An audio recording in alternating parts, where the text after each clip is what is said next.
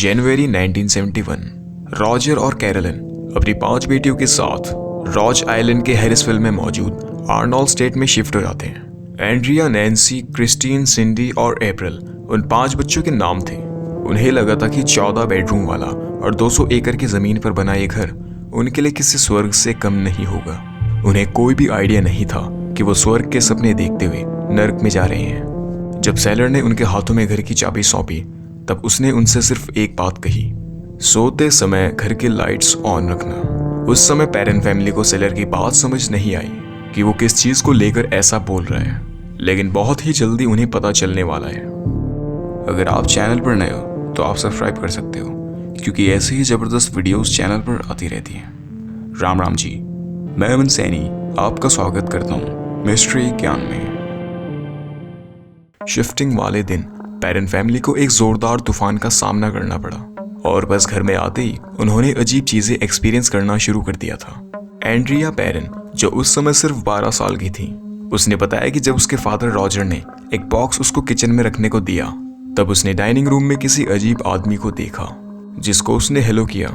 जब किचन में उसने उस आदमी के बारे में अपनी मदर से पूछा तब उसकी मदर ने कहा कि तुम किस आदमी के बारे में बात कर रही हो, वहां तो कोई नहीं है। उसके बाकी सिस्टर्स ने भी फिर कंफर्म किया कि वो आदमी अब गायब हो चुका है। फैमिली, पेट्स, डॉग और कैट ने घर की नेगेटिविटी को पहले ही सेंस कर लिया था। पेट डॉग कभी भी घर के अंदर एंटर करता ही नहीं था और बस फिर कुछ दिनों बाद ही डॉग घर के गार्डन में डेड पड़ा मिला और उनकी कैट्स वो घर पूरी तरह से छोड़कर जा चुकी थी।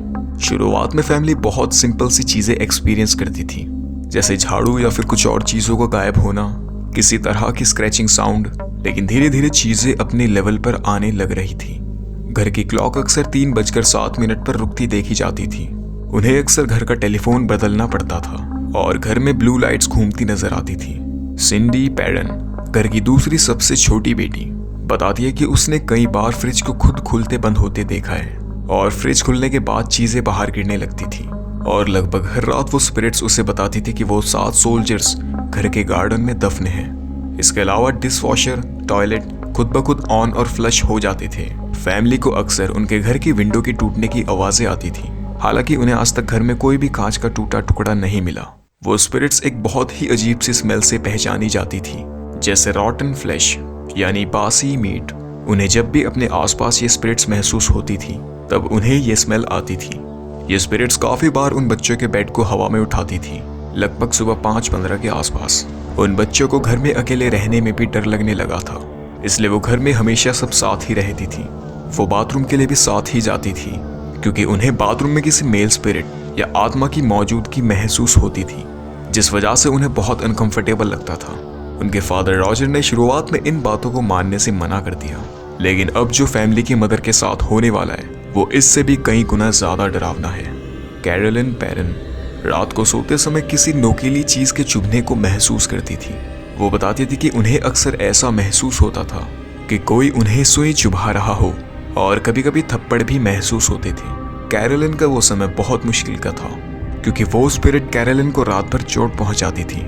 एक बार बीच रात में स्पिरिट ने कैरोलिन को उठाकर जोर जोर से उसे घर से बाहर जाने को कहा। फैमिली के मुताबिक वो स्पिरिट बहुत ही ज्यादा डरावनी थी। उसकी गर्दन एक तरफ लटकी रहती थी। उस स्पिरिट ने कुछ दिनों तक कैरोलिन को खूब चोट पहुंचाने की कोशिश की, लेकिन उसके बाद उसने वो सब बंद कर दिया। अब वो स्पिरिट कैरोलिन के शरीर पर कब्जा करने की कोशिश करने लगी थी। फैमिली के मुताबिक उनकी मदर को टॉर्चर करने वाली वो स्पिरिट बैथशेबा नाम की एक औरत की थी। कैरोलिन ने ओल्ड आर्नोल्ड एस्टेट यानी इस घर की हिस्ट्री पर रिसर्च करने की कोशिश की, जिसके बाद उसे पता चला कि असल में इस घर में बहुत सी डेथ हुई है। 1680 में इस प्रॉपर्टी में रिचर्डसन फैमिली रहती थी। उसके बाद इस जमीन को प्लॉटिंग करके अलग अलग फैमिलीज को बेच दिया गया और यह स्पेसिफिक जगह आर्नोल्ड फैमिली ने खरीदी थी, जिसके बाद इस घर का नाम पड़ा the Arnolds estate. Miss John Arnold ने अपनी 93 की एज में सुसाइड कर लिया था। इनके अलावा काफी और भी महिलाओं ने इस घर में अपने आप को लटका कर मारा था। बताया जाता है कि इस प्रॉपर्टी पर एक लोहार की दुकान भी थी, जिसमें किसी 2 इंसानों की डेथ हुई थी। इन सब के अलावा इस घर में एक वुमेन भी रहती थी, बैथशेबा।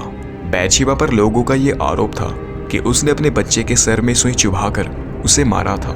माना जाता है कि वो एक डायन थी और काला जादू करती थी और उसने अपने सभी बच्चों को किसी रिचुअल की वजह से सैक्रिफाइस भी किया था। 1885 में फांसी लगाकर बैथशेबा ने सुसाइड किया। एंड्रिया पेरेन का ये मानना था कि बैथशेबा की स्पिरिट अपने आप को इस घर के इकलौते मिस्ट्रेस या फिर मालकिन मानती थी, और अब क्योंकि उसके जाने के बाद उस पोजीशन पर कैरोलिन थी, इसलिए वो उसको चोट पहुंचाती थी। फैमिली ने कैरोलिन को अपने आंखों के सामने ही बदलते देखा। वो अजीब बर्ताव दिखाने लगी थी और उसने ऐसे कपड़े पहनने शुरू कर दिए थे जैसे वो किसी पुराने जमाने में जी रही हो। जब स्पिरिट का असर कैरोलिन पर ज्यादा होने लगा तब फैमिली ने वॉरेंस को घर बुलाया। एड और लॉरेन वॉरेन उस समय जाने माने पैरानॉर्मल इन्वेस्टिगेटर थे।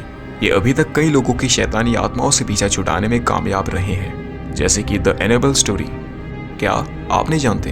अगर आप एनेबल के पीछे की रियल स्टोरी नहीं जानते तो आई बटन पर आ रही इस वीडियो को जाकर आप देख सकते हैं, लेकिन इस वीडियो के बाद नहीं, बल्कि ये इकलौती दुनिया की सबसे ज्यादा हॉन्टेड डॉल है। इस वीडियो में हम इस डॉल की असली कहानी के बारे में बात करेंगे कि कैसे एनेबल बनी। असल में कहा यह जाता है कि पेरेन फैमिली ने कभी वॉरेंस को अपनी मदद के लिए घर बुलाया ही नहीं था, बल्कि किसी थर्ड पर्सन ने कैरोलिन पेरेन बनकर वॉरेंस को ओल्ड आर्नोल्ड एस्टेट पर इनवाइट किया था। उसके बाद वॉरेंस द्वारा कई महीनों के इन्वेस्टिगेशन के बाद उन्होंने एक सियांस परफॉर्म करने का डिसाइड किया, एक रिचुअल या फिर प्रथा जिसकी मदद से स्पिरिट या फिर आत्माओं से बात की जाती है।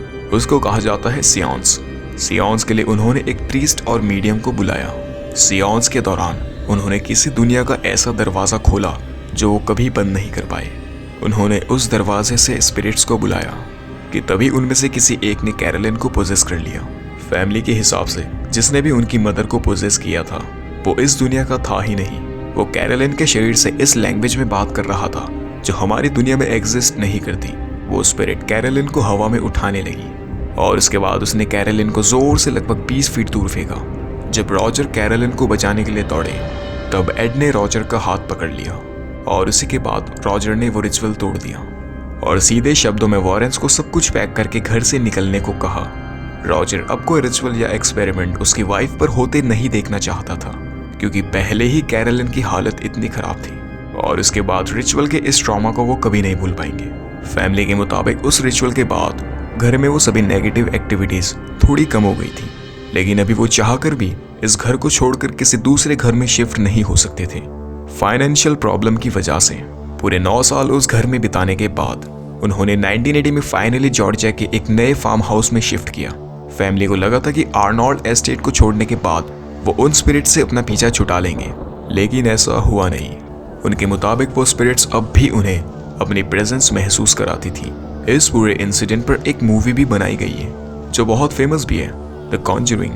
अगर इस मूवी की रियल स्टोरी के साथ एक्यूरेसी की बात की जाए तो ये मूवी 50-60% से ज़्यादा एक्यूरेट नहीं है। जो एक्चुअल में रियल लाइफ स्टोरी है वो मूवी से कहीं ज़्यादा हॉन्टेड है, इतना कि वो मूवी में नहीं दिखा सकते। रियल स्टोरी एंड्रिया, घर की सबसे बड़ी बेटी, ने अपनी बुक में सही तरीके से बताई है, जिसका नाम है हाउस ऑफ डार्कनेस, जो 3 पार्ट में अवेलेबल है।